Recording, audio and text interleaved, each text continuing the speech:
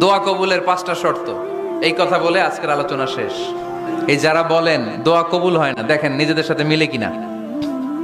এই 5টা শর্ত যদি পাওয়া যায়, মুহূর্তেই আপনার দোয়া আরশে যে নক করবে।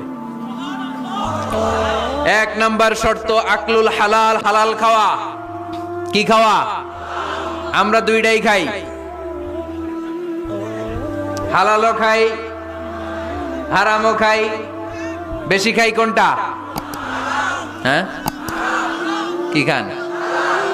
আমি কই নাই কিছু, আপনারাই কইছেন। নিজের উত্তরে নিজে ধরা না।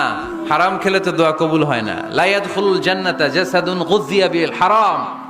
ওই দেহ কখনো জান্নাতে যায় না যে দেহ হারাম খেয়ে বর্ধিত হয়েছে। কেন দোয়া কবুল হয় না? মিলিয়ে নেন নিজের জীবনের সাথে, জাস্ট একটু মিলিয়ে নেন।